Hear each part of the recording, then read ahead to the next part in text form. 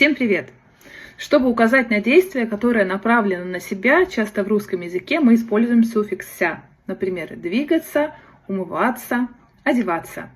В шведском же языке для этого используются так называемые возвратные местоимения.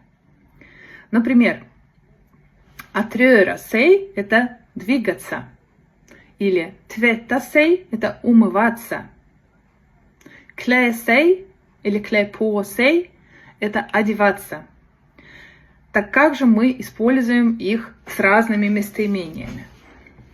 Запомните, ребята, с местоимениями хан и хун используется возвратное местоимение сей. Например, он, она умываются. Han, hon tvättar sig. Также с местоимением дом мы используем также сей.